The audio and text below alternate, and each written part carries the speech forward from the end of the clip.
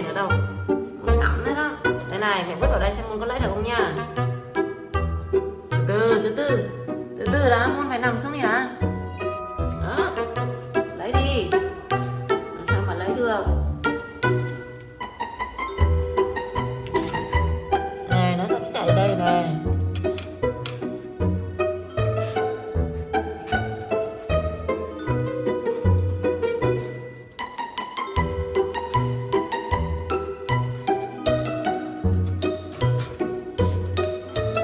Này, nó sắp ở đây rồi, lấy này. Lấy đi.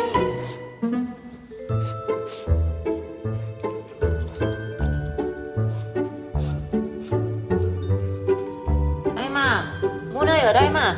Moon này. Ngậm được rồi. Đừng có cắn nữa.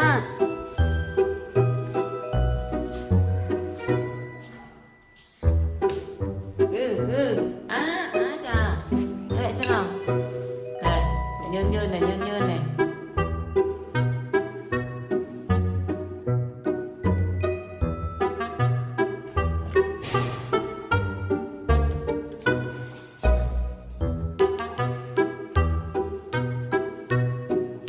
Có thể chạy. Ô, Moon nhảy cao lắm nha.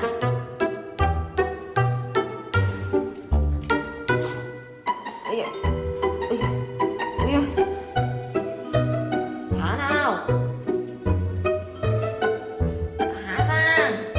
Moon.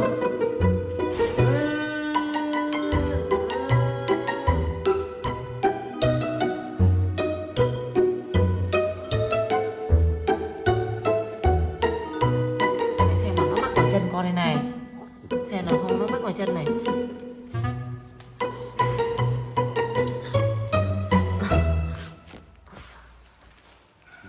Ông nhăn nữa, ông cho chơi nữa. Bây giờ mẹ sẽ cho nó cao lên xem Moon có lấy được không nhá. Mẹ sẽ để cao. Nhả ra đi. Không chơi nữa. Nào. Không. Rồi.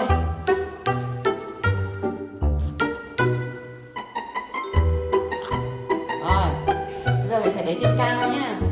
Cao xem có lấy được không nha. Đây. Moon ra đây. Đây này.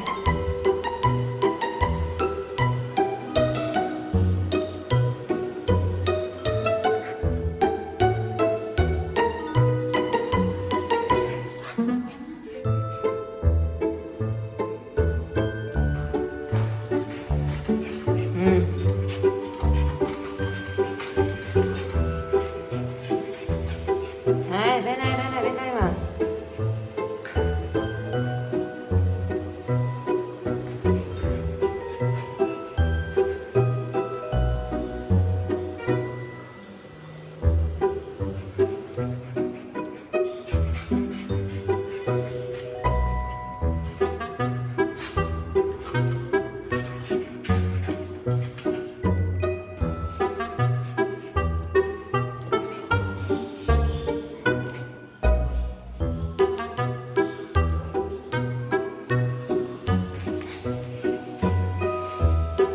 Không lấy được đâu, cao lắm không lấy được đâu.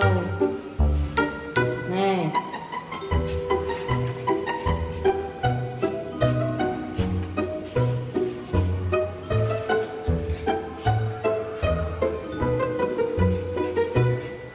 Này, Moon này. Không lấy được lâu lắm nha. Đây, Moon này. Moon ơi.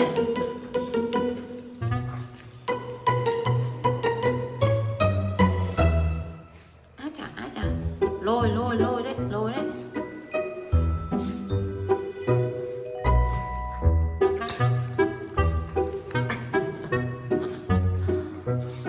Kéo đi đâu? Chưa. Khỏe chưa? Moon rất là khỏe nha.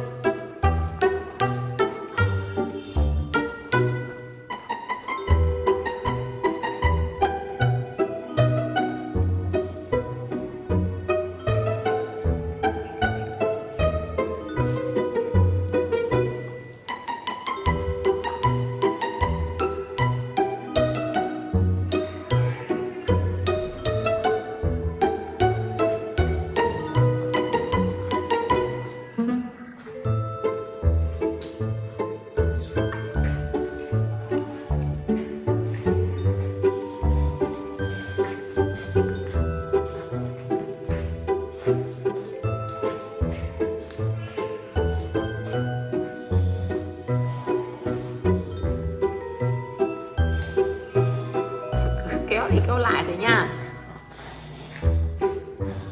Điên lắm rồi, Moon điên lắm rồi, nghịch lắm. Bây giờ mẹ đố mà Moon mang cái đấy lại giường của Moon được đấy.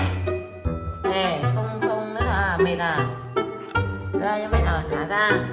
Thả ra. Nhả ra.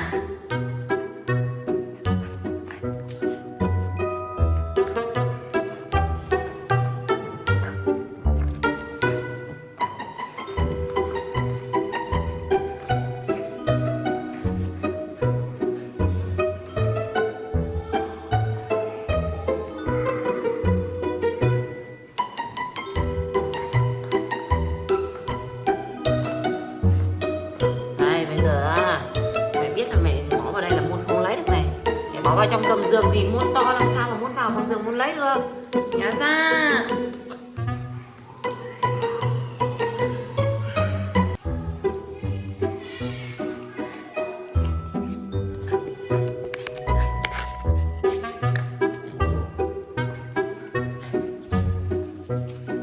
Đấy này, ở đây mà lấy này. Đó. Đó, lấy. Đó, lấy đi.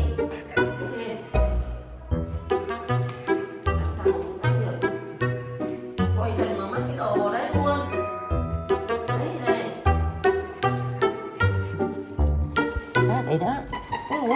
Ôi sắp lấy được rồi. Đấy. Cho gần lại một tí nha. Rồi. Với đi. Với cái này. Với đi lấy này. Cái mặt Moon nhìn buồn cười vậy. Đúng rồi, sắp đến nơi rồi. Này. Lại lấy đi. Đến nơi đấy.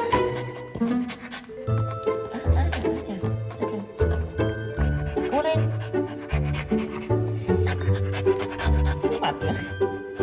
Mặt này là mặt điên lắm này này, khùng lắm này này.